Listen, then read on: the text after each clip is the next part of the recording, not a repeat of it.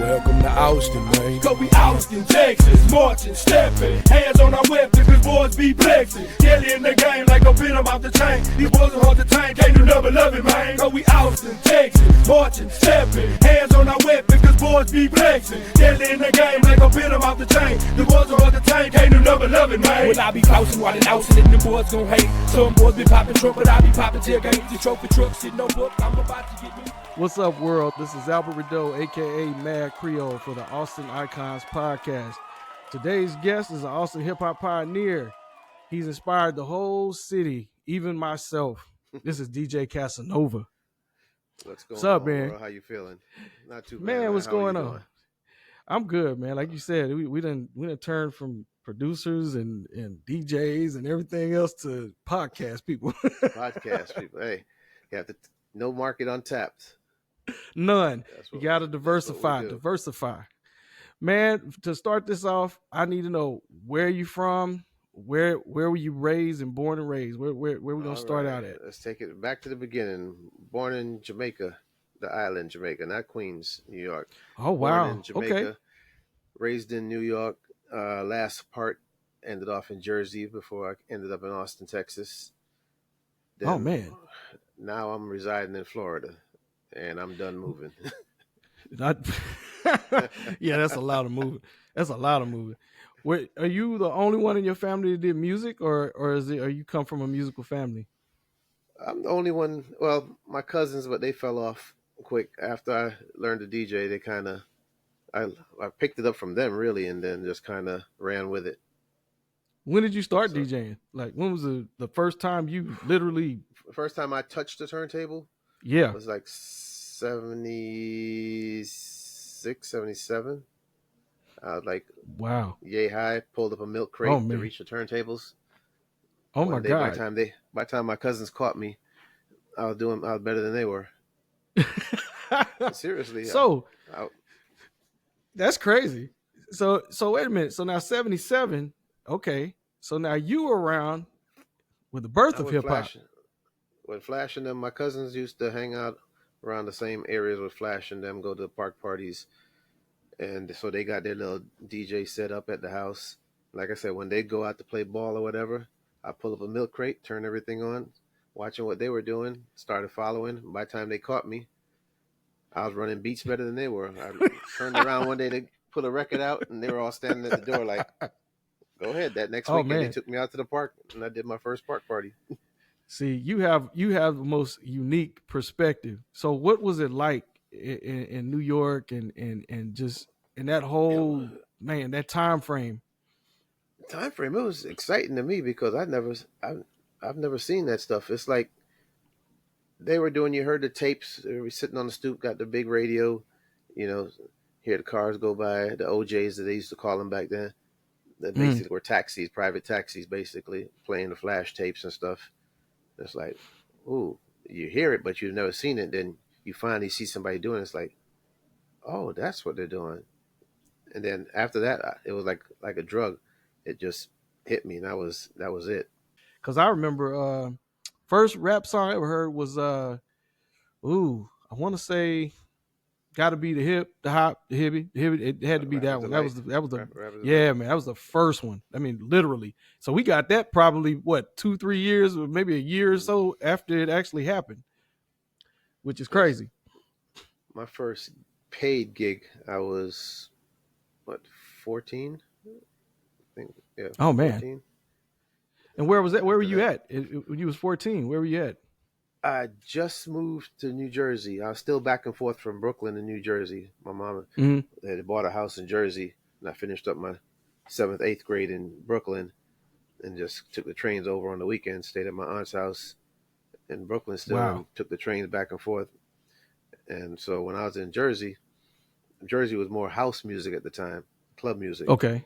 So I was bringing the hip-hop stuff, and then I started doing all the high school parties. And I was still going over to New York every weekend buying records and scratching out the names and the labels so nobody knew what it was.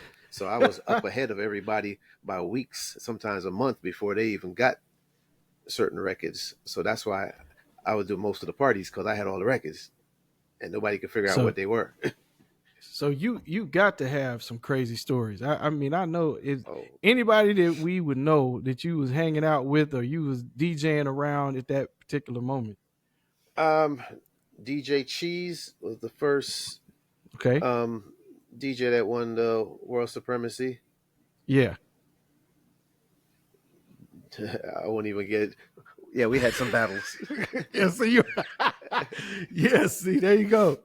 Cause see that's something they don't know about you. I actually seen you DJ for real. Like, man, like battles and stuff. yeah, man, you was going behind your back and turning and flipping. I was like, oh, okay. So like this, what we used to do, like everybody had a boom box at the time back in the days. So you used to, as a DJ, you used to make some tapes that were good, but not the best tapes. And you have your friends playing and say, he'll battle anybody. He'll battle anybody. And we used to battle for records, a crate of records, your best crate. If you lose, snap. You got to give up your best crate of records. So a lot of these records you see behind me, some of my classics, you see other DJs' names on them because they used to put up, then we show up to the battle, and it's like, that ain't the same guy that was on that tape. They thought they had an easy target. Oh and my went God. to work on them. So see, that's awesome. So it's just like even in MC battles now, you see them lay back and they do something, then somebody say, I'm going to eat them up. Then the next person, that person's like tearing into them. They're like, oh, yo, what? I had no idea the DJs battle like that, man. I had no idea. That's something new.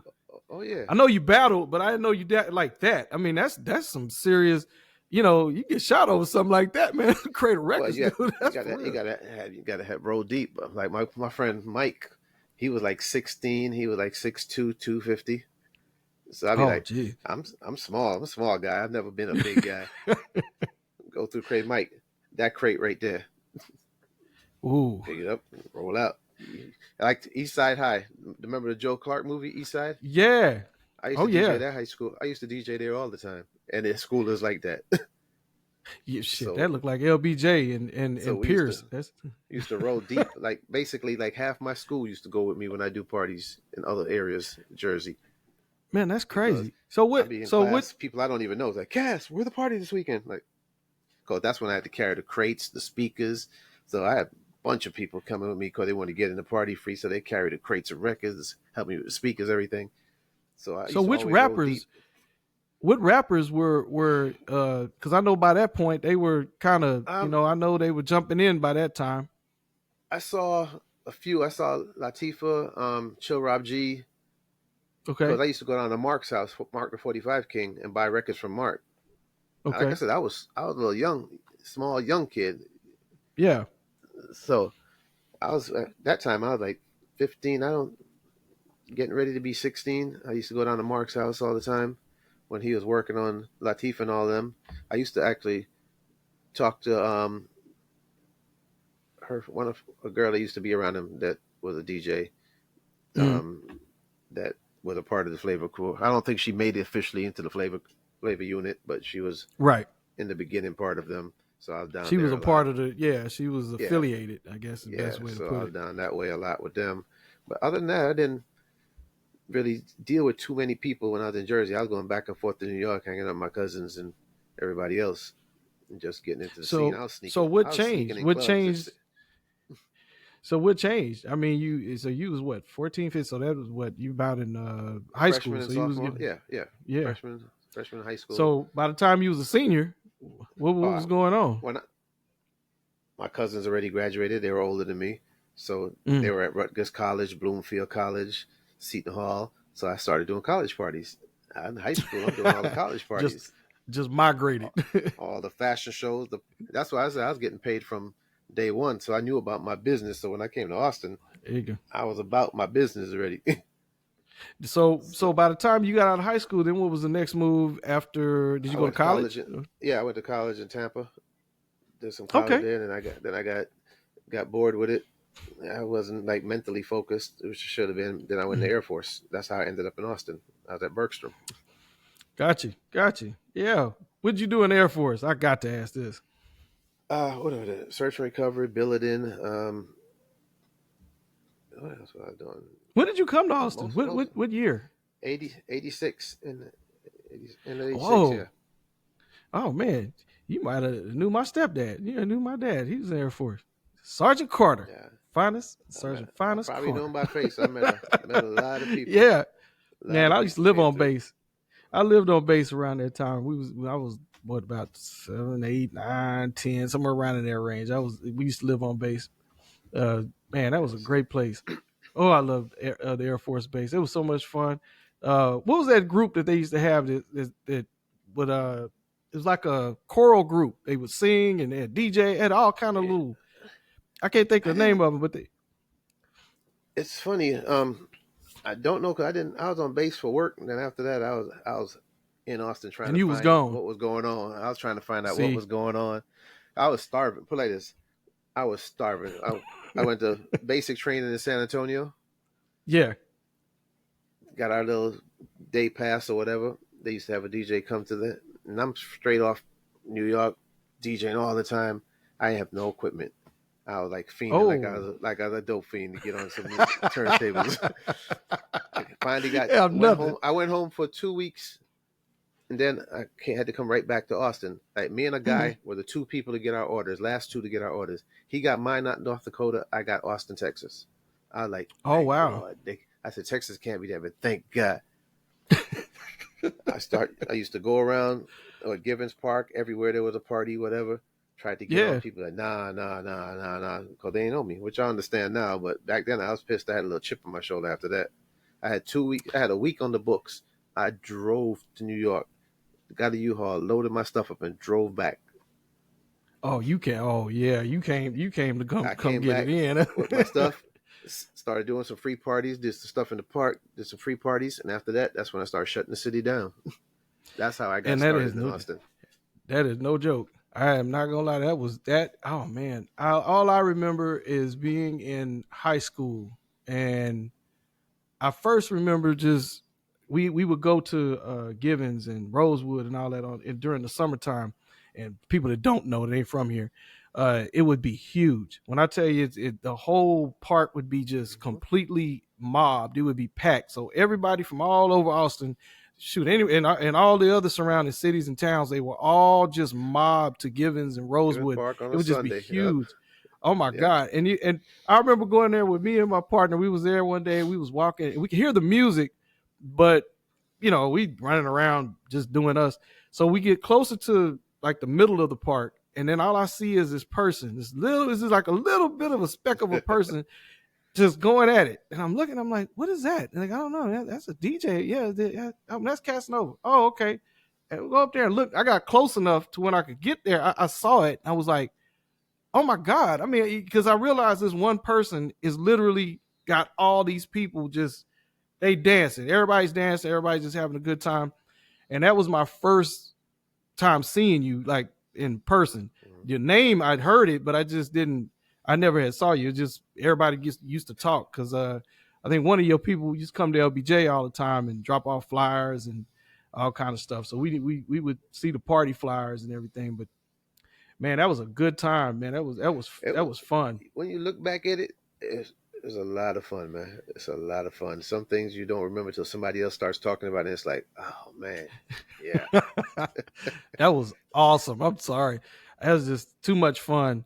So when you got here, who was the first, I guess, because I know, I know where we're going with the story, but so how did you First, progress from the DJing and move forward?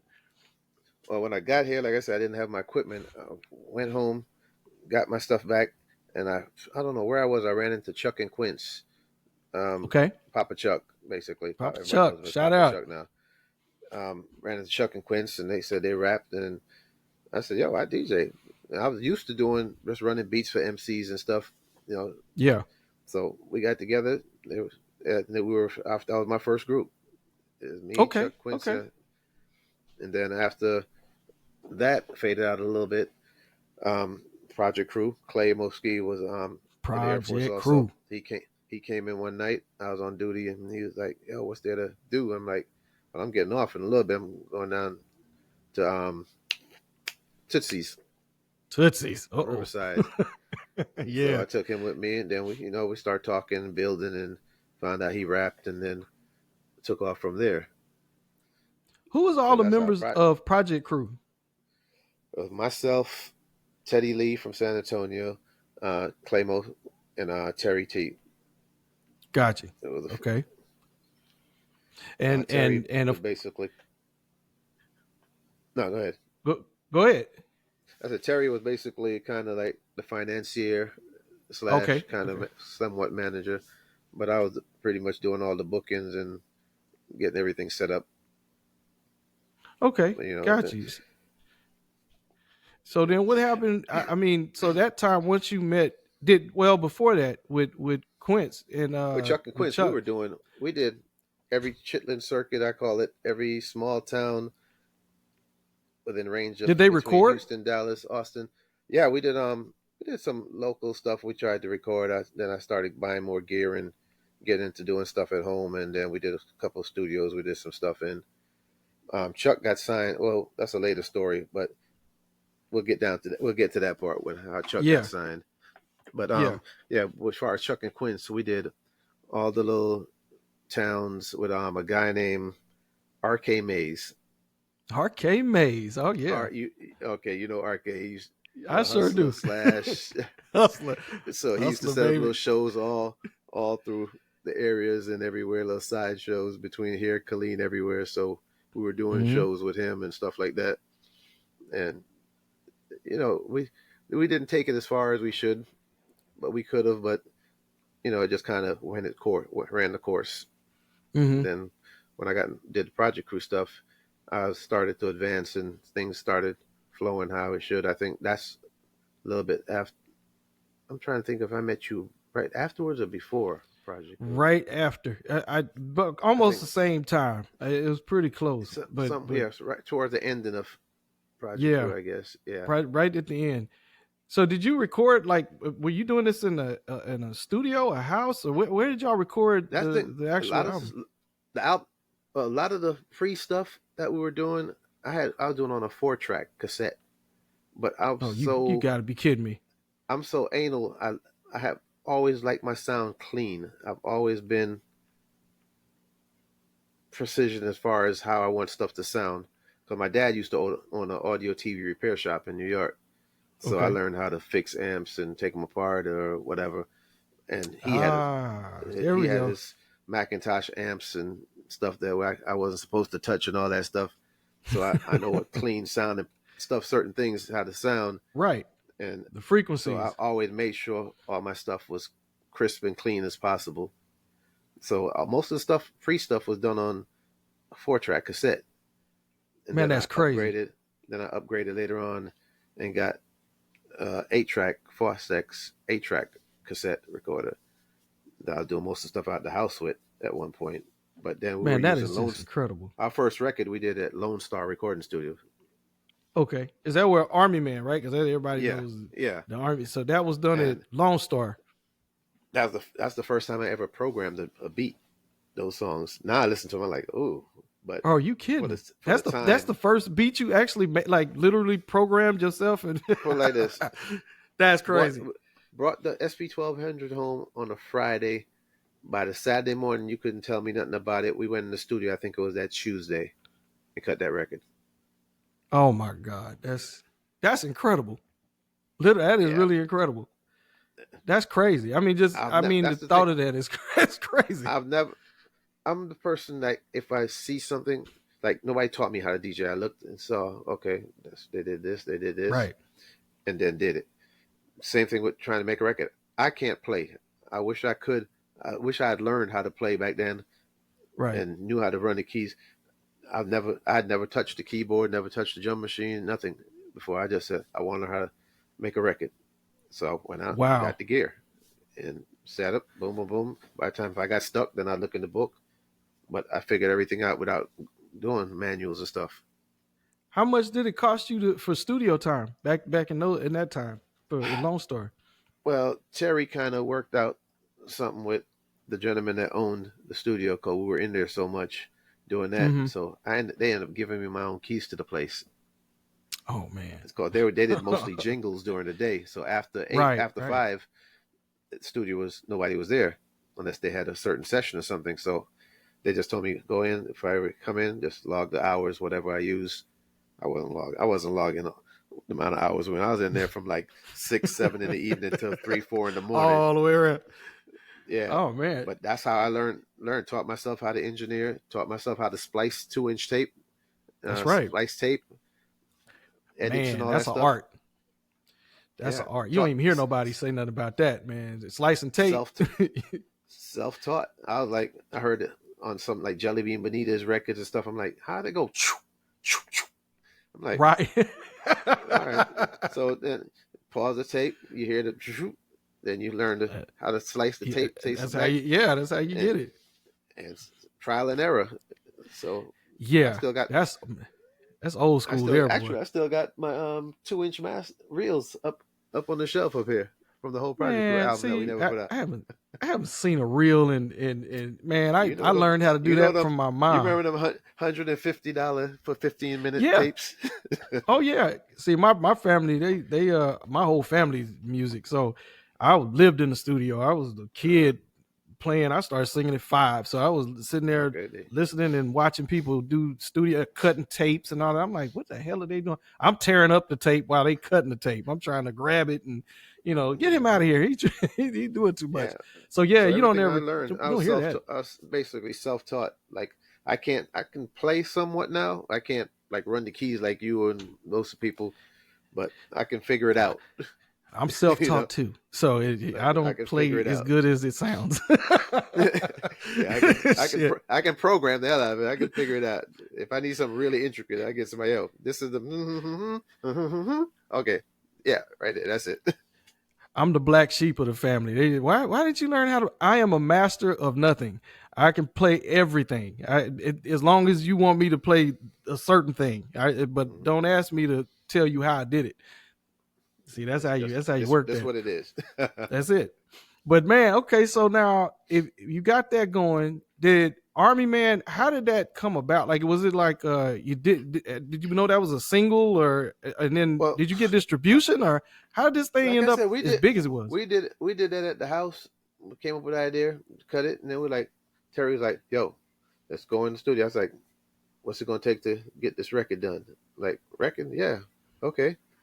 He said, "What do we need?" I said, "Well, we only had so many songs. Like I said, I got the machine that Friday. That stuff right.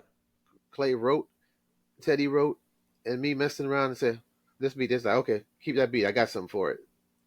Wow. Came up with it, and then we were in the studio a few days later. So all that was written, and everything was done in a matter of, Saturday, Sunday, Monday, 3 days? 5 days. Maximum. Mastered, mixed, everything. Shit, yeah. That's crazy.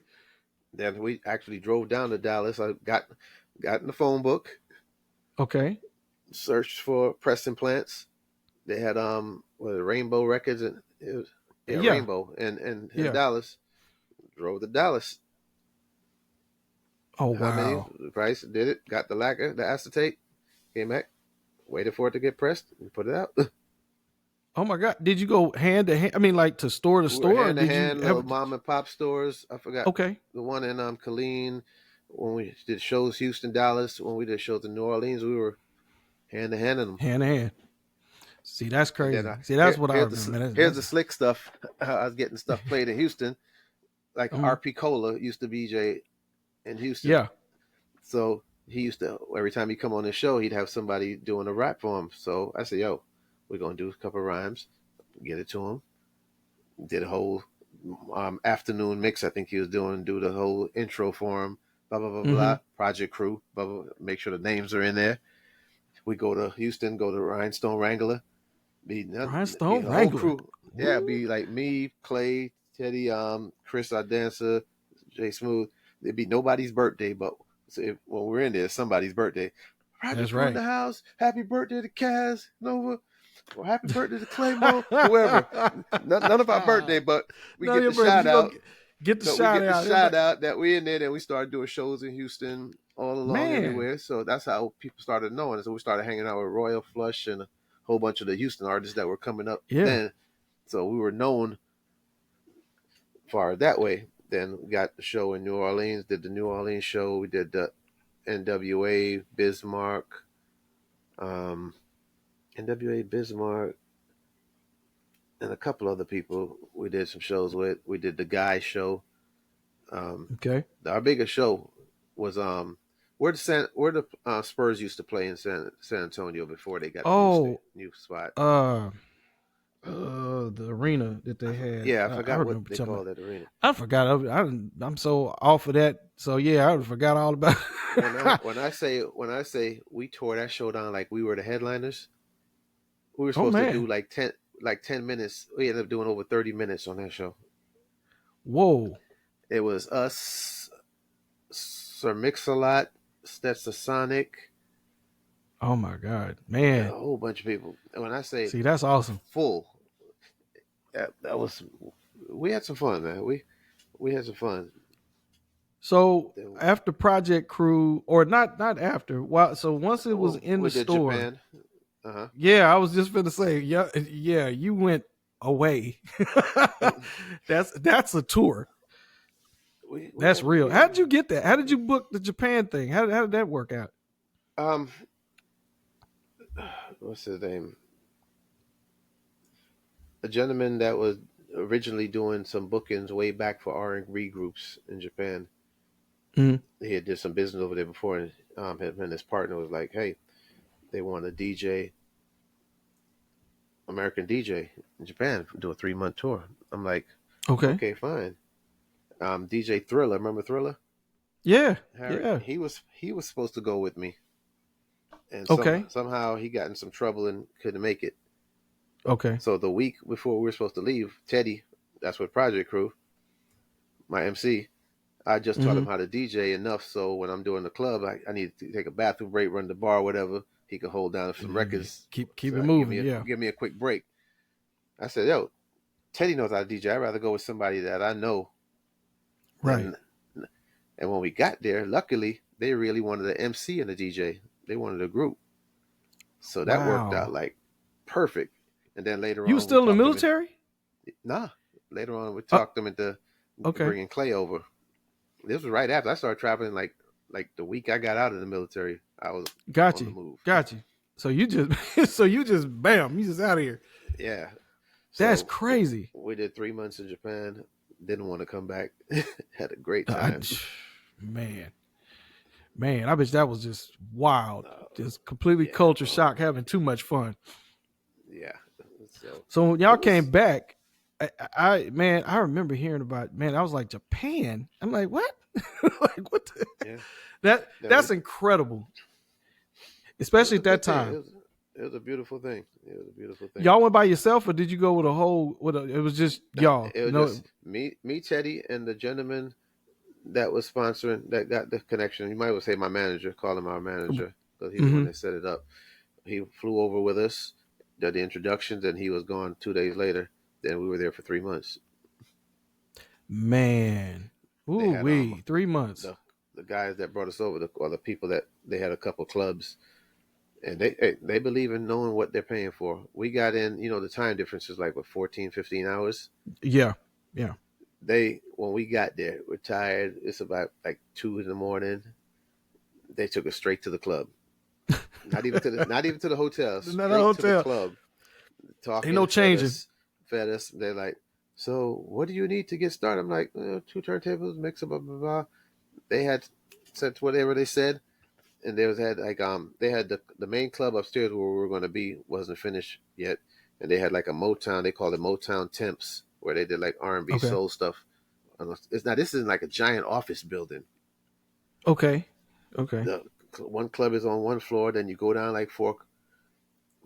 That's crazy. Down, and then they had the other club down there.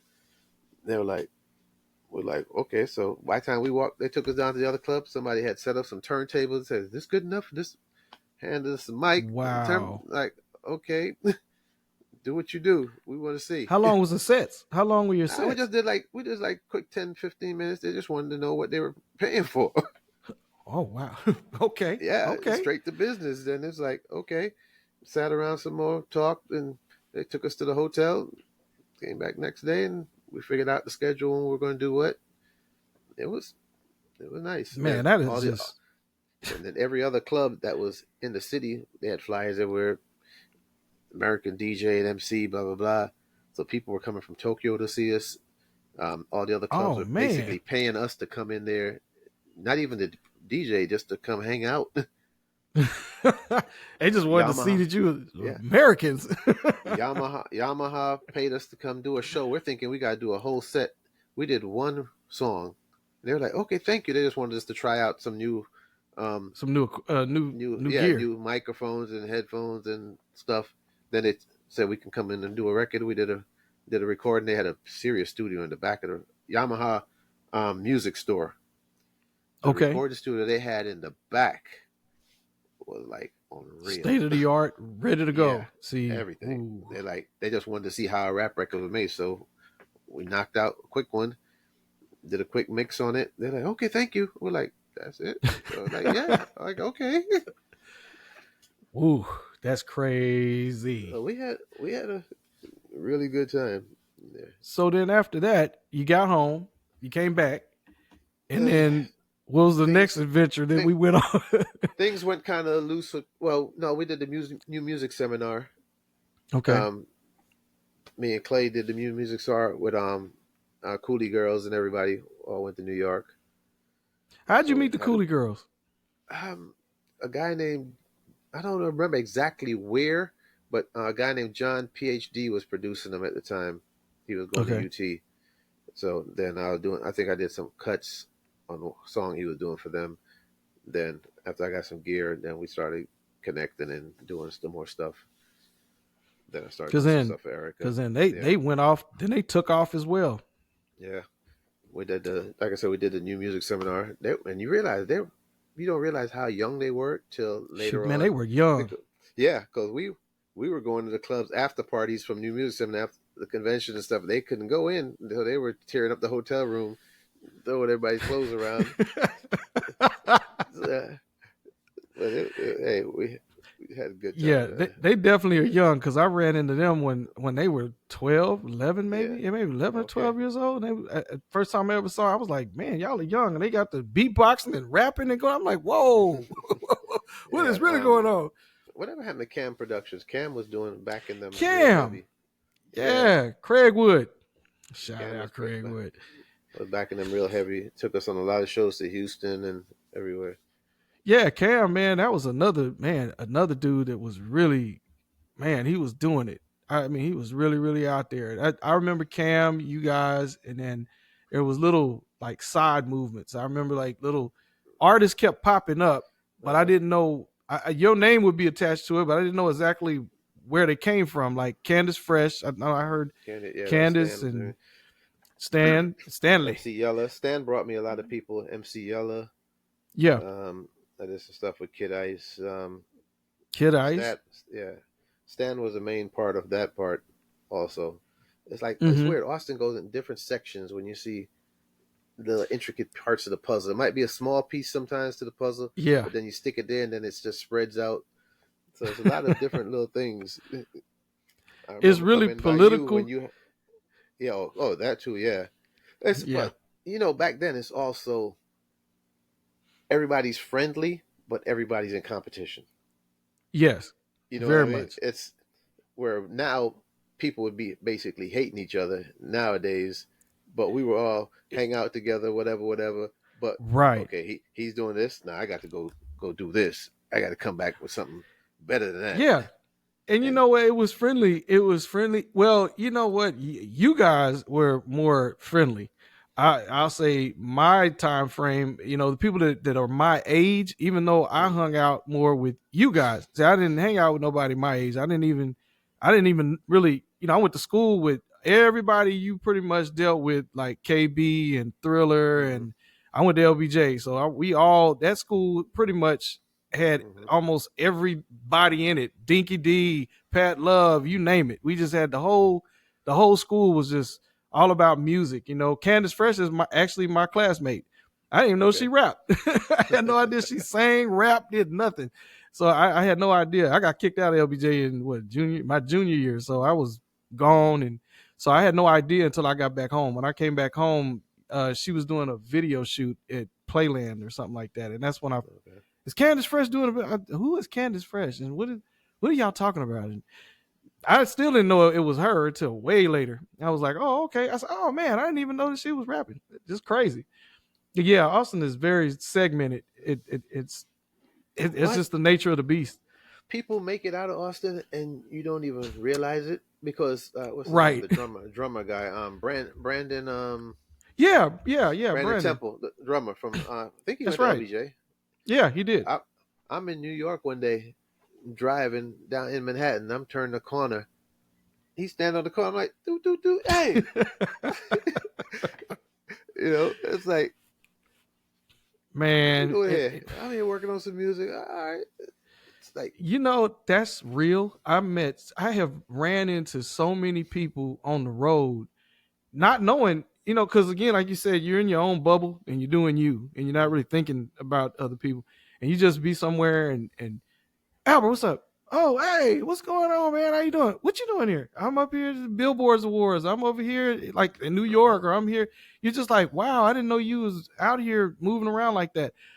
You don't know. You just paying attention to yourself. It's kind of weird like that. I'm gonna tell you, I ran into a girl in the space of a year. Did a show in San Antonio. Ran into her. Mm. Went to Houston, like maybe a week or two later. Ran into her. I'm in New Orleans. Ran into the same girl. Now, mind you, Wow. nobody like I knew. Just you see somebody, hey, how you doing? Blah blah. Quick conversation, keep it moving. Went to London. Ran into Oh, the now you same got to be girl. kidding me. No, ran into the same girl. Oh man. I came back from London. I went home to New York for a couple of weeks. Me and my brother were in a club. I said, damn, that girl looked familiar. My brother like, you don't know her. You ain't been home in a while. You don't know her. I walk over to her, same girl. I That's said, you know what? I crazy. said, if me and you run into each other again, we're getting married or something. Haven't seen her since after that. I swear to you. I've never kissed her, nothing. Didn't know her like that. Just It was kept just, bumping it. Just man, yeah. that's crazy. She's like, what are you doing here? I said, that's where I'm from. Like, what are you doing here? Just hanging out? Like, Just okay. Papa Chuck. Let's get on that. All right. I know that's Okay. because Well, I'm trying to figure out which ones, because now how? we went past Erica and Cooley Girls. So Okay. Say now, Papa Chuck is a little back day. Me and Chuck was doing some solo stuff for a right. while. All right. So really wasn't working on a record, but we were just mixtape stuff just to have and see how things go. Yeah. Before Chuck, I was DJing UT, the Union, Yeah. and Yeah. a group called Poi Dog Pondering. They were like real heavy with the college crowd. They're kind of like a Okay. pop folk. It's a whole melting pot of stuff that they do. And I Okay. heard the name before, but I'm there DJing, and the lead singer guy named Frank Oral comes in, just kind of hangs out in the party, listening to how I DJ. Came up to me, say, "Yo, I really like how you DJ. I'm with so and so," and I heard the name of the group before being around UT. Mm.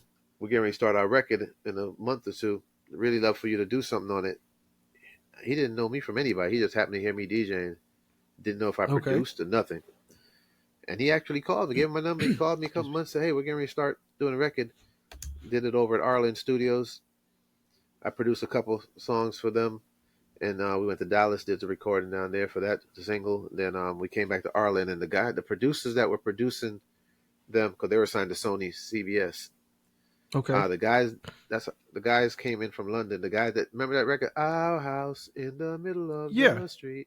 The Yeah. guys that produced that record, that band produced Boy Dog's record, Okay. and we did all the recording here. Then they were going to London. Frank was like, "Hey, we're going to do all the mix and a couple touch ups in London. You want to go?" I'm like, "Hell yeah!" No, So, I don't want to go. Yeah, I want to go. they took me to London, and here's how Chuck stuff comes into play. All the stuff I was messing around working on for Chuck, I basically had it on tape so I could listen to it on the plane and just chill while I'm on the plane. So I'm Gotcha. in London, did the recording and stuff there. Then I have some family in London, so my mom turned me on to. So my cousin up there in London, he did all the bouncing for all the clubs. So I was checking out the London scene, all the clubs, and I ran into some people, and he's like, "Hey, this so and so so and so." So I started hanging out with this guy named what's his name? Name will come to me, but I let him hear the tape. He's like, then I went and took me some studios, did a couple production up there, met some people, and he was like, when I was leaving, he was like, "Yo, I really like that guy, Chuck guy. Can you leave me a copy? I think I can get him signed." I'm like, I ain't want to leave my tape, but no, I'm like, right. all right. So I dubbed him a copy, and he said, "I'll call you if anything happened." A couple months, came back. He called me and said, "Yo, Pendulum in New York wants your boy Chuck." I'm like, all right, send us the paperwork. Then I was doing a guy named Jamie Morgan. He's actually kind of like a singer, not really a rapper, but kind of a singer, pop singer in London. Okay. But he did the photo, for Soul to Soul, the photo, the album cover. He's a photographer that did that cover. Gotcha. So he's like a huge That's a badass photographer cover. now. He doesn't even do music anymore. He's like a huge photographer now. Man, that cover was awesome. So he was coming back and forth from London every couple months, and I was doing a couple songs for him, and a couple guys in New York were doing some songs for him. And we went to New York. Chuck got the deal, did the demos and everything here. They went to New York, did that stuff. Wow. Was Chuck the first? I know. I'm not sure. I know Chuck is the first out of Austin to get signed to a major label. Yeah, that's what I thought. Because I'm not sure. I know Chuck went to Reagan. I think if I'm 100% sure. I think he went to Reagan. Yeah. But I don't know if he was born and raised in Austin. I don't really. We don't. He's from Cali. I think Chuck was born in California. Because I'm gonna get him on here too, so he can tell me where he's from. Yeah. Because that's my thing. I don't care. Because my whole point is he was repping the city. And so I was happy that he had got signed, but he's the first. So the Cooley Girls, they were independent, and then early days, everybody from early on till Chuck, that was all independent. There was no labels involved in none of that. No production deals. Stuff with our own label. No. Gotcha. Crew stuff was our own. I got some when I was from the connections I had in London. I got some single deals, demo deals. Did some stuff. Then nothing really came out of it. And they still owe me. Some labels owe me money, but it's not enough to sue them over. It's not worth it. End up paying more. Labels. Labels need money. Hell, they broke. Yeah. Shoot, they need money. But the experience, the stuff I learned, and like I said, I was always about the business part of it. See, and I'm definitely finna pick your brain on that one. Before a lot of people got hip to it in Austin, and people were like, "Oh, you're getting over. Why are you doing an album for this person for this much?" I'm saying, "Yo, I'm doing because I'd say this is the piece of gear I want. I do 10 songs for you. You get me that gear. They're getting over on you. That's what you think. I'm turning around taking that gear and making more money every day. It's a hustle." It was a hustle. So I think when we met, I think you had just got the Motif. I think it was it the Motif or I met you before then. I met you with Wink. I gave you some sounds. I think I gave you some sounds. Yeah, you was the first one to give me my studio. Everybody that knows my studio and hear it. I tell everybody that you gave me my first disc for my EPS. It's the first one. I used that disc to death. When I tell you I didn't have no sounds, I was just sitting there trying to figure this thing out. But yeah, I officially really, really, really met you. But you were running, you and Wink. I want to say, I don't know which apartment it was. I don't know whose apartment it was. I don't know if it was Wink's apartment or your apartment. I think it was Wink. It was mine because me and Teddy lived in the same little complex, right by the Church's Chicken, right around the corner from that Church's Chicken. Yeah, there you go. And so Wink would be over there, and then I was running behind both of y'all. I was trying to just be in around. Y'all were busy, so y'all would be sitting around. Y'all are making beats. Y'all are sitting around. Y'all talking. Y'all doing business, and I'm sitting there just like, man, what are they doing? Then I have to leave because then y'all doing business, and I come back, and y'all still piddling around. And I remember you kind of half-assed. Like, look, let me show you how to do this. This is how you do this. This is how you work the thing. This is a sample. Okay. All right. Go on about your business. So I'm like, wow, I know how to sample now. Yay. Okay, great. And then Wink, he's like, okay, this is how you do this. Here's the pad. Okay, great. Okay, go on. Okay, you did good. Bye. Out of here. So I would leave and I would take all that. No, actually, I would leave, go to the music store. I go to the one out south. Because that was the only one at that moment. Yeah, Barton Springs over down that way. Barton Springs. So I have to catch a bus, go out there, And then I would go in there and I would literally, where's the gear that I'm looking for everything that you guys have. And they didn't have some of it, but I was sitting there messing around and trying to figure out how to sample and try to do it. But that was my first interaction because I'd seen you, I knew you, I walked around, I would see you, but you were busy. You were so adamant. Just, I mean, like you said, you were anal about, like, I got to get Certain this things. done.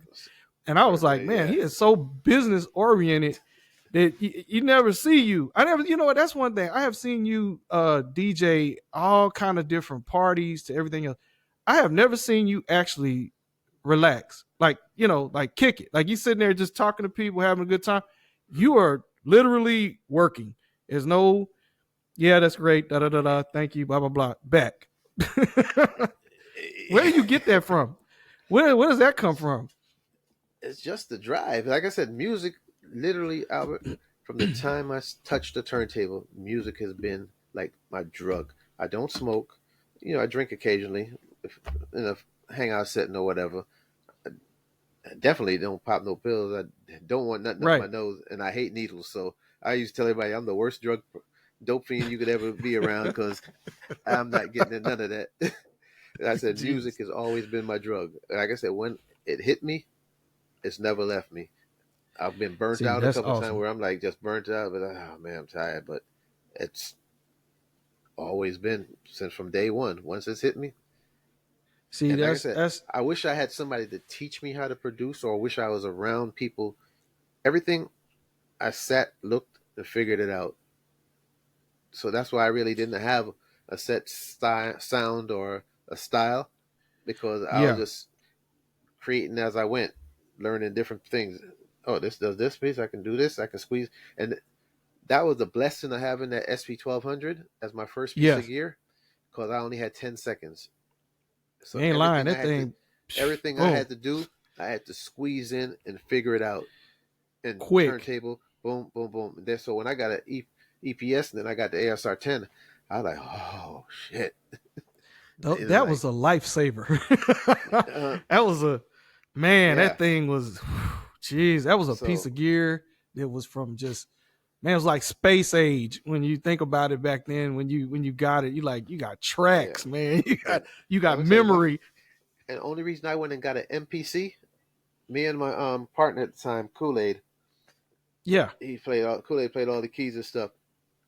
Went to Chicago and met somebody in New York doing the Chuck stuff, and he referred me to a label in Chicago that Steve Still Curley used to run that studio and do all this stuff out of that studio. And then when he left that studio, they didn't have any producers, so they brought us in to see what we could come up with.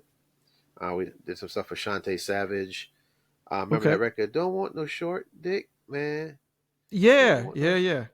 That record and the Too Much Booty in the Pants record I did. Yeah. That was all out of that Chicago session. That's crazy. And people don't, you know what? A lot of people really don't know you did that track, man. The Too Much Booty in the Pants. That record took me 15 minutes to make, Albert. And that's crazy. And it probably would have been quicker. But if you don't, you remember on the ASR, if you don't format enough discs to save, right? It would do its little thing. Yeah, it do its stuck thistle. Had everything done. Went to save. I formatted 10 discs. It wasn't enough. Oh, I hated. So every vocal in that song is sampled. They sent me the vocal on the DAT with the time code on it.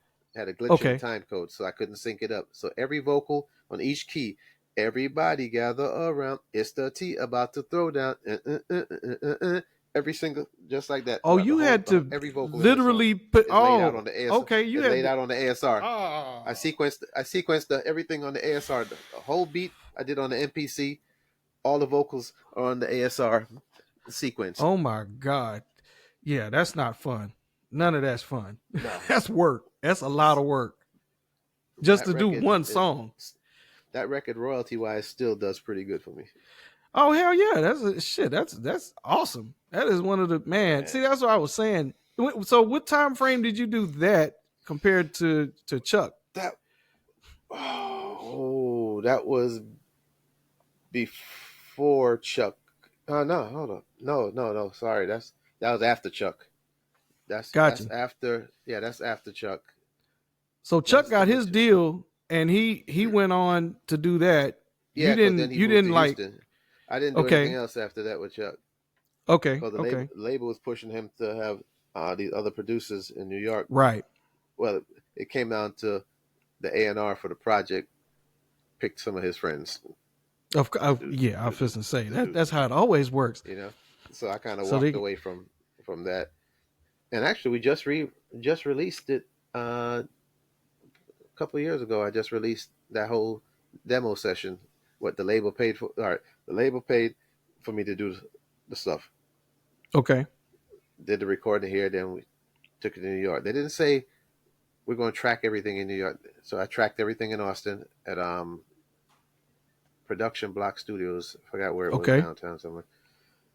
Then flew the 2-inch reels up to New York.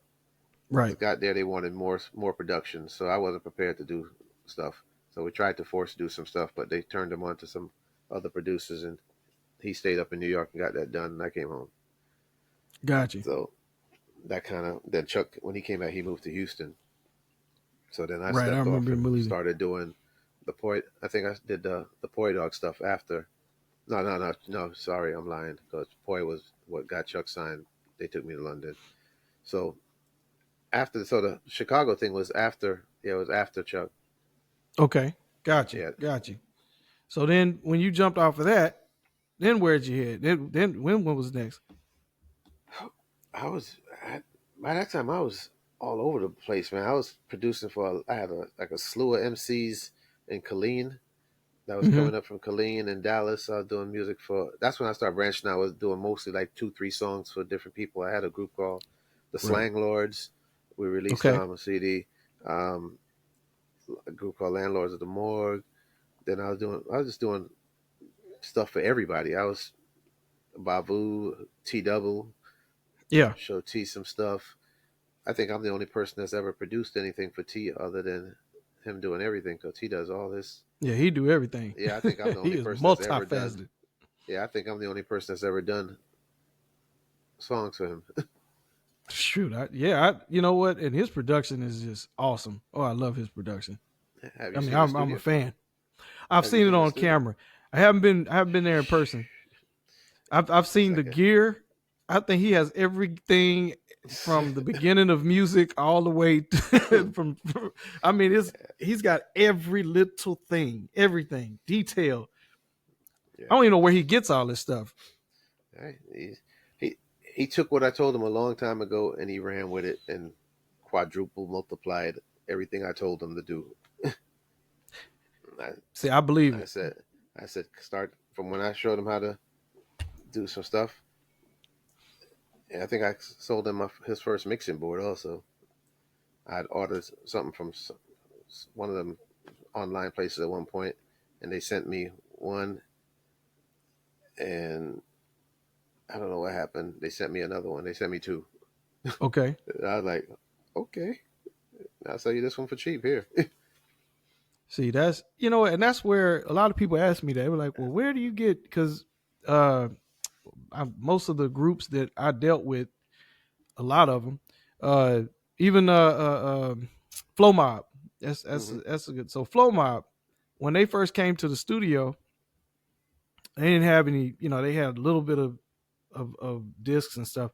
So I did what you did for me. I gave them my disc. I gave them a whole little thing of discs, and the song, what is it? What you know about that wood? That's my whistle. That's my whistle. But I'm so proud that I did that, because, like I said, it's a generational thing. Like, you guys showed me love and gave me so much love, just teaching me, because I used to bug the hell out of you. I bugged the hell out of Wink to death. I think Wink was probably he hated my guts, because I was just, Wink, what are you doing? How you do that? What's this? What's that button? How that button go? He would just be like, man, me and Wink was cool, but with me and him, it's like not friction, but that was definitely a competition. Yes. I never looked at him like that, but I think he more so looked at it like, he's doing this over there, we got to do this over here. Right. And we every time we saw each other, we were cool. He came by the house a few times. I went by him a couple of times, but he was always to himself. Well, to his Yeah, clique. yeah. He's very So introverted. yeah, Very I think the introverted. last time I saw him was like probably a year or two before I moved. So that had to be about like 03 or 04. I think was the last time I saw him. I think he was getting ready to move to Houston. And I haven't never, seen Wink I don't know, since the '90s. heard from So him nothing since. I haven't seen. You know what? I hadn't seen him since because you came and Wink came. Both of y'all came to the studio. I don't know if y'all came together. If it was just you by yourself, and then No, he I think came I came by later. himself when you had just gotten the ADAS, I Yeah, think. I had a yeah. I stop had from. just had him in there. Man, you came in there, and I'm looking at this thing. I'm like, I don't know what I'm doing at all. Zero. I mean, I was just lost. But I But was happy that yeah, you I got it's had some trial and sounds. error.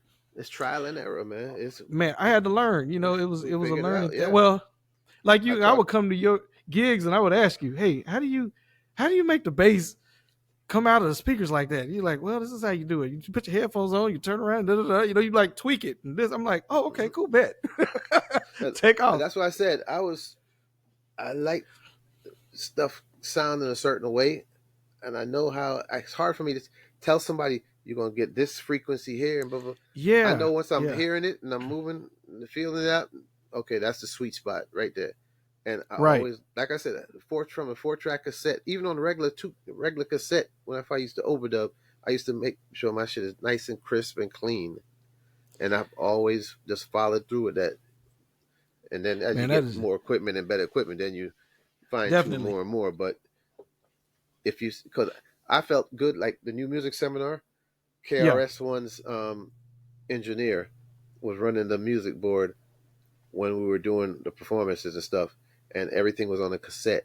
And I gave a cassette for me, um, Gary G, Cootie Okay. Girls, and our shit was just immaculate compared to everybody else. And he's like, "Yo, what studio I did it?" I said, "At the house." He's like, "Yo, shit's right. I don't have to do nothing to it.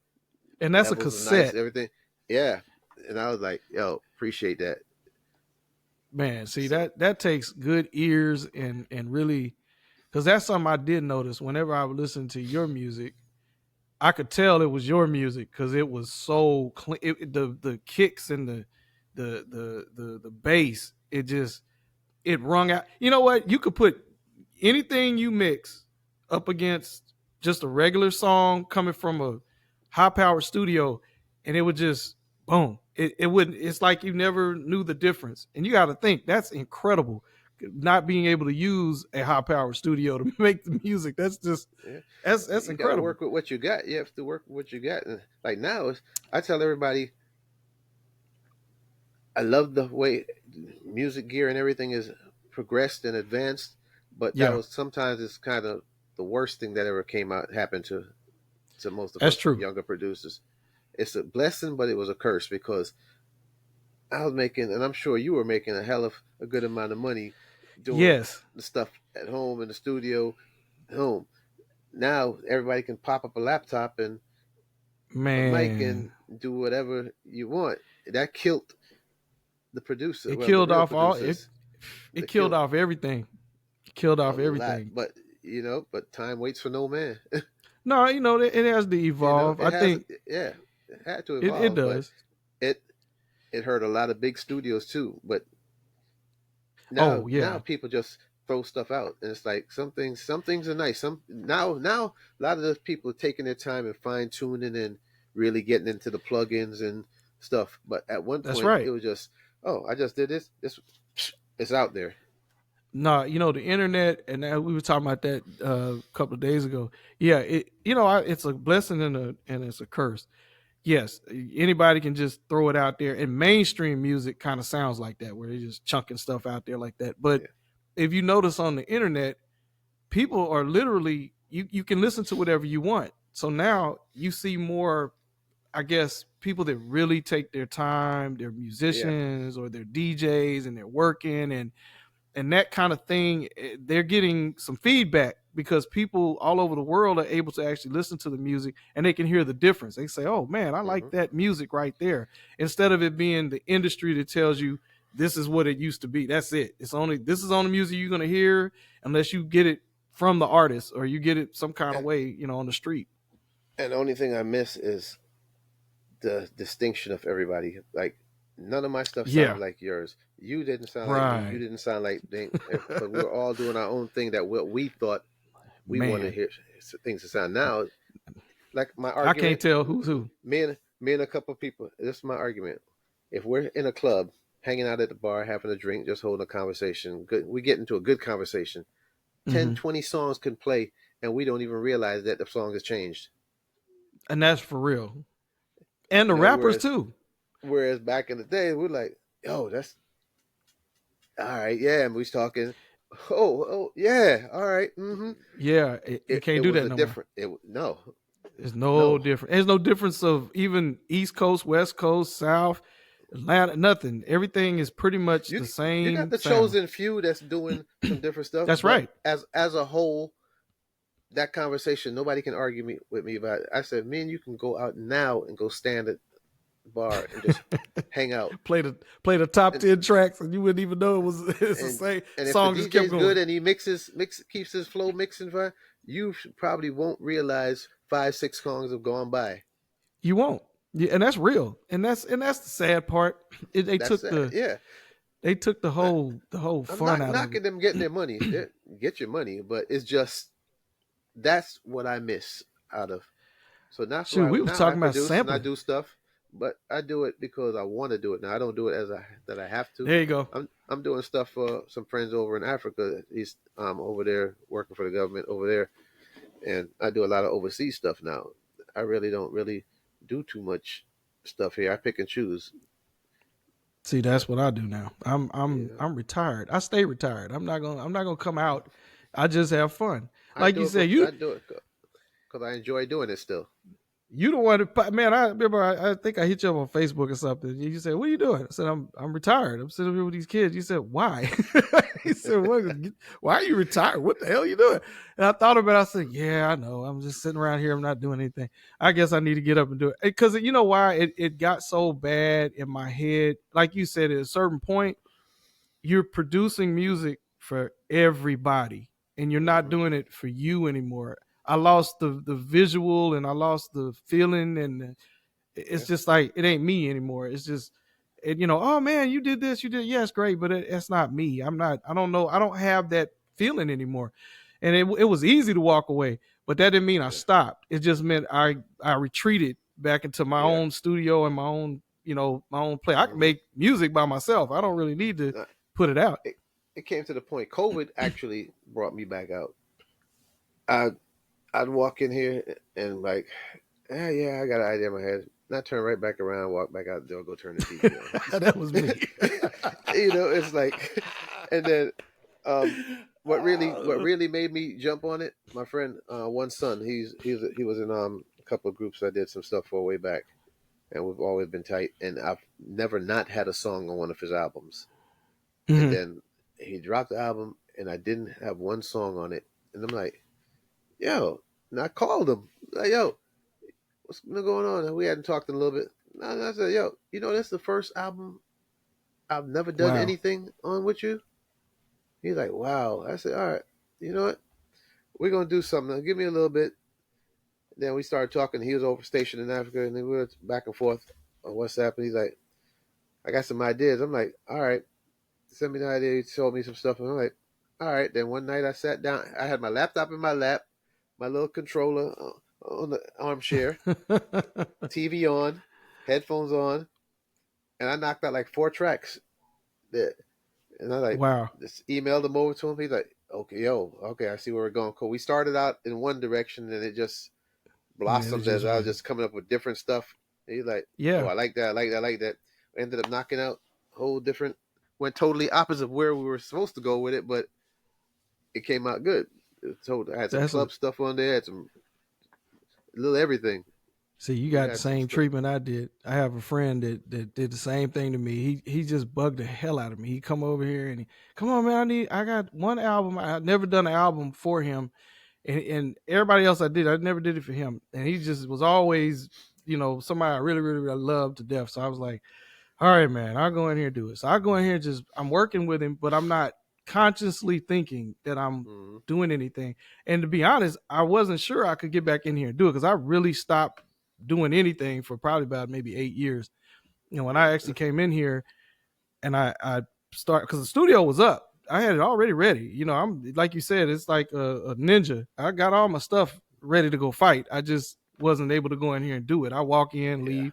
But man, once I started plucking on it, he was like, "Man, do you hear what you're doing?" I said, "Yeah, I hear, but it's all right." And then that's when I talked to you. He's like, I said, "Wait a minute, I can go in there and make a beat if I want to. I just don't feel like it." It's again, you just got to get back into the whole. You know what it really was. Lately, I gotta, don't even come in here and do it. I sit right out of there in the chair with my laptop on this arm. I got one of them recliner seats. I put the laptop on one, the controller on the pillow in my lap, headphones and there you on, go.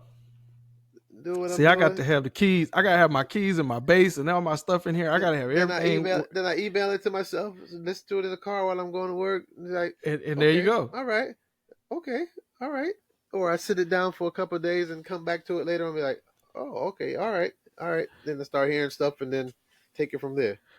So when did you leave Austin officially? Like, when did you leave and go to 06. Okay. Why did you leave? What was the? Did you just decide to go? We opened up some restaurants down here in Florida.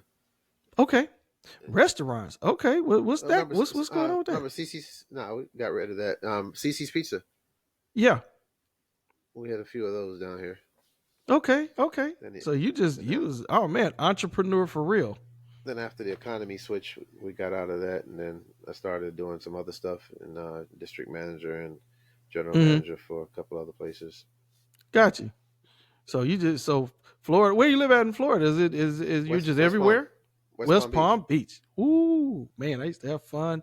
Oh, I love Tampa. Love West Palm Beach, man. That's man. Florida is so much fun when it comes to music. You just too much going on. It's a little everything. Yeah, it's like you're just there. You just want to suck up everything that's going on. That's fun. So other than that, what you doing currently? Is there any music you got going on currently? Yeah, just finished Teddy's new album. Okay. Yes, I did some joints on there, but Ace did majority of the production on there. All right. Still doing some overseas stuff. We got a couple of things. We did a couple of things for this guy. He won basically the equivalent of American Idol for Africa. Oh, okay, gotcha. Did some songs on him. Got a couple of girls in France. Did some stuff for them. Okay. Just a little everything. Doing a lot of placements. Also, we're doing most of the stuff I've been gearing. We're gearing them songs, but we're gearing them to where they can be placed. Also, we're doing whole songs. Okay. But with the concept of themes to the songs, basically. Okay. So, and before I got to get some music business. You the first one, literally. I in the rap world, my family, I had learned a lot about the business on that end. But when hip hop came around and all that, that was a totally different beast. It was totally different. So sampling and with the record labels and all that kind of good stuff, what kind of deals were you getting back then, and were they lucrative? Like if it was for a label, minimum I was doing was $1,500 back then. Like $1,500 a track, just to go in the studio, plus my points and other bonuses on top of that, or guaranteed X amount of songs to do. So it was more. Like I said, I kind of just watch what's going on and listen. Mm-hmm. Like sometimes when I was sitting in the office of Pendulum, they literally, you have like this shelf behind me. Yeah. Nothing but packages of cassette tapes people sending in. Right. So they'll go in, just play. Dun, dun, dun, dun, dun, dun, dun, dun, dun. Eject. If it don't catch them in that section, eject. Or if they hear something, I'll ride with it, or I'll come back to it. So he's it had like 2 garbage cans. He'd throw the garbage ones, and he say, all right, erase, put other stuff on this tape. That's a good tape. All right, erase that one. It was like just boom, boom, boom. So I sit and I hear him talking. Actually, I think I messed up somebody's record deal by accident. He played. No, seriously, he played me the song. I was like, All right. Then he asked me, "What do you think about it?" Not knowing that the artist, is on the phone. Oh, snap. I'm like, "It's cool. He could have did something this better, in my opinion. Blah blah blah. This wasn't hitting hard enough or whatever. All right, go work on it. Send me some more stuff later on. We'll see if you come up with something better." I'm like, "Oh shit." Oh, oh man, oh man. I'm like, yeah. I'm like, that's how real them A&Rs were. I was like, whoa. I missed them A&Rs though. Oh man, they Yeah, was so cool. but They literally, was and then then I learned a trick from just watching them, because 20 million manila envelope. So yeah, yeah, they got to decorate that envelope. Like John used to spray paint different colors on the envelope make it with look the different, addresses up. Yeah, distinctive. so it stand out. So it's like, okay, pull this one out, because literally it's just rows of stacks and stacks and stacks. They were getting just envelopes with cassette tapes and stuff. And I'm like, man. When did you ever with the sampling? For example, let's say you sampled whatever, some kind of Okay, background. all right. Example. Did you get any published? Can you get your publishing for it? So even though they have to go back and clear those samples from those old records? Interpolations, you can. Okay. Like if you because you're not technically sampling the record, you're redoing it. Gotcha. You might have a little snippet, but if you know how to chop and dice real good, right, you can get around some things. But if you really like a sample, replay it and tweak it, change a little piece here and there, and you can get away with that. Yeah, but back they didn't take any of the things from way back when you were doing them, and because the industry just went crazy and started going back getting royalties. There's a song that was on Chuck's original demo. They didn't want to clear, right? Gotcha. They turned around. They paid me for it, right? Turned around. They didn't want to clear it, so they got Marley Marl to redo the record.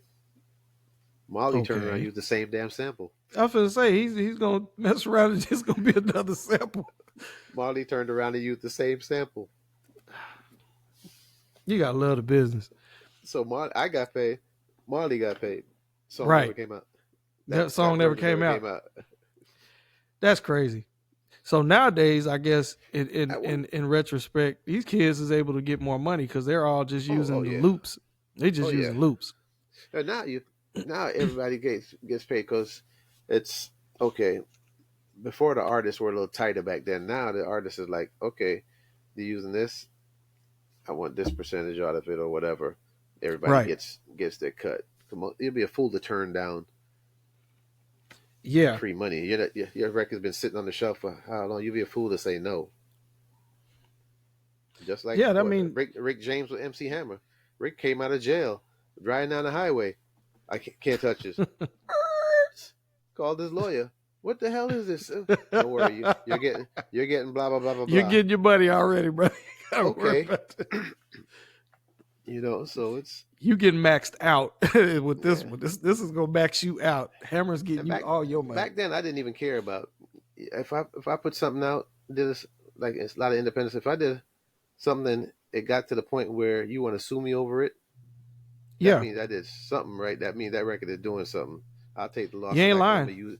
I'm gonna use that and push the next single harder. Because they not gonna come at you if it's not making any money. They don't really get it. Right. It's not viable to even go get a lawyer and even play like that just to hit everybody to sample and everything. It's just it's retarded. But see, that's what I was thinking just on, because even with the podcast, just for younger people, so they get an understanding from back then to now, and just so they understand that it's a difference. It's a big difference. It's a big difference. Like this streaming shit. Oh my God! Basically, everybody I talk to now, or if I'm dealing with stuff, I'm like, yo, figure out how to do your own website and sell your hard copies, or a USB stick, or whatever you want to, however you want to sell it directly to people. Because this streaming, it sounds good. Oh, I got 1 million streams. Yeah, 1 million people might listen to it, but you ain't getting $1 million. You're not even getting $1 a song. If you were getting $1 a song, or how Apple Apple Tunes or whatever used to be, used to $1.99 or whatever. Correct. You get your dollar or whatever. You were making some money. They're not now, giving you streams, nothing. You're not making no money on streams. You might get you're shows. Getting cents. You're probably making money off the shows because that's where the young dudes are getting. They're getting the shows. As far as getting played in physical copy, you're not getting anything, right? No. The streams is just only even and a lot of them is YouTube buying their streams. Yeah, a lot of them is buying their streams. Pretty much. So, YouTube, they're trying to cut it out, but it's already did its damage pretty much. But YouTube is about the only place you can kind of make money because you're looking at it. Well, because it's a sync license thing versus it being just the streaming money that you're looking at, and that's at least your publishing. You can get some money off your publishing, but other than that, like you said, that ain't no money either. I mean, it's crazy. It's a different world. Let's just put it that way. Here's a question for you. All right. Do you remember how much your first royalty check was? Ooh. Yes. Sort of. Well, yeah. I had royalties coming from different places. Mm-hmm. That's the problem. It was weird because I did so many tracks for so many different people, and my own stuff. So I had like checks coming in. Yeah, my first one was for a song I didn't even remember. It was for somebody overseas played it, and I was like, "What's this?" It wasn't. I think it was maybe like $10, $20, something like that. I'm like, "Yeah, what the fuck is it?" Like, oh shit, somebody played this. Right. I was like, oh, I think mine was $20 or $15 or something like that. Literally, I was racking my brains trying to think what song it was, who the person. I was like, and that's what I did. I couldn't go back, and at that moment, I couldn't go back. I didn't. Then it clicked. Like, oh crap! Somebody played this shit somewhere. What I've been doing? I've been backdating songs, even if I know that they're not going anywhere. Just the sound scan, the BDS. Yeah. Oh yeah. BDS. Oh yeah. Stuff that I've done that I never BDS'd. I've been BDS. Oh, believe me, that's what people don't. They starting to, maybe some people catch on. The business folks catch on, but not really. They seeing me put music up that or re-releasing like greatest hits and songs that I did and may have produced and stuff like that. They don't understand. There's a reason behind it. I'm not doing it just because I want to show you I did it. I'm doing it because I'm reprogramming this. I need to get it back in the system. I need the system to understand that that's mine, and I need to get it. And some of this stuff is on other people's albums, so I need to pull that off of their album and bring it back into my fold because they're not using it. A lot of these groups didn't use it, so I'm like, it came out on the street, but it didn't come out officially. Yeah, so a lot of stuff I did for '90s. I've been doing some compilations with some labels overseas, like this Project Crew joint from the album we never released, from the 2 inches I got up there. Man, what is going on in Japan and Germany? And I'm getting calls. Hey, music is appreciated over there. Hey, they might work out the right deal. If somebody calls you, man, I paid. They might not offer what you want, what you really want, but it's crazy. It's a limited run. Like I said, this dude, to where the deals, I'm only doing like 300 release. Wow. Limited run for X amount of dollars. I've got they've done rollouts. So I've got colored vinyls. I got the CDs. I got contract. Man, that's awesome. Limited only because they got like huge 90s, especially 90s hip hop collectors out there. That stuff that hasn't been out. So all the groups, the little individual groups that I'm doing with Colleen and all the, like, do 1 or 2 songs for and never showed up again. All that they stuff want I've that. been putting. Oh man. Yeah. See, and that's where I'm at. I'm doing all that now. I figured it out, and then I didn't understand it at first, and then I was like, okay, I see this is a market. There's something going on out there, and then they pressing stuff, and it's pretty cool. Like, and then I didn't get a whole lot for the Project Crew. I put that one out because that was just like my baby that never came out, and they gave me a huge rollout on it. They did the box. They went to the old school box. Remember how they used to do the big box? Like yeah. Hang on a second. Sorry.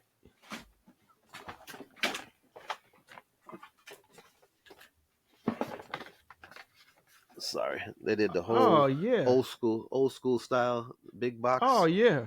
That's with it. awesome. They did the whole Oh rollout. man, that is so cool. And then I got vinyl. They did a double vinyl. Oh Everything. man, they out there just acting up. So they took care of me. Like I said, I didn't get much up front with it, but I wanted that out. Yeah, it's for the culture anyway. They just have fun with it. Sitting on the shelf. But then doing that, I've done a lot of other stuff with them, and they've taken care of me. See, I'm learning a whole new, like you said, was overseas game. That was just like my baby. I wanted my baby to be born. Just to say, So just to say, yeah. You had to let it go. And they took care of me. They gave me a box full of them records, and I got each one numbered. So I got the original 1 through 25 first pressings. Oh shit, that's awesome. Yeah. So see, that's where, like you said, I was telling some other cats that I got some people in France. They hit me up and I guess I'm famous in some damn town somewhere. They got an article on me and I'm like, dude, I don't even know what you're talking about. But that's crazy that just the interaction was so weird and so different that it's almost like you're something, you're God or something. It's like, man, dude, what's going on? Like I missed something, but it's fun. It's fun. I'm happy that they appreciate the music, because I really hope they call you this year for the Austin Library thing. Have you been staying in touch with anybody? Here and there. Is her name Adriana or Adrian or something like that? I believe so. I have to look it up, but I think they're going to do. She did contact me this year. Yeah, she did contact me. They had asked me and a few others who we thought would be next good. Like I told them, threw your name in. Do or die. It doesn't matter. I'm happy and I was surprised. I'm humble. I was extremely humble. I was like, shoot. Man, I just talked to Abe Cortez. And I don't know if I got, after we finish, I'll make sure I got the same number because I hadn't talked to him in quite a while. Yeah, I just did a podcast with him. I put him on here too. I wanted to grab all the people that Abe was another one that's man, one of the originals. Yeah. Original. I think Abe might have been here before me.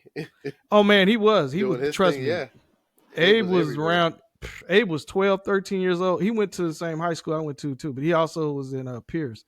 But he's like 2 years older than me. So he was doing the thing. Man, he had the whole city just hip hop. I'm talking about the early years, early hip hop, it was 70s. And it was, you would see his videos and you see people popping and locking and going on. And, he was famous. I mean, literally. I mean, everybody thought he was famous. But nobody knew that he was a kid. Like he was little, he was a little kid. Yeah. Nobody knew he was a kid. It was crazy. But he did tell me that he's in Arizona. I want to say he's in Arizona. I think so. Yeah, I think he's in Arizona. When we get off, we'll talk after we definitely. And that's exactly what we're getting ready to do. We're gonna get off so you can get back to doing some work, man. I appreciate you, man. I'm done for the night. I'm gonna relax. I gotta go relax. I gotta go with the wife and go do wifey duties and stuff like that. So that's what I gotta go do. Yeah. And kid duties and grandkid duties too. So, well, man, I appreciate you coming on, man, and I look forward to seeing you again. And roles are going to reverse in a little bit, so I'll keep you posted on. I'm here back to do some things. You know it, man. I'm here. So I can tap into what A-Town Variety was. Woo! That was a long time ago, and oh my God, oh, that's gonna be fun. Yeah, let's do that.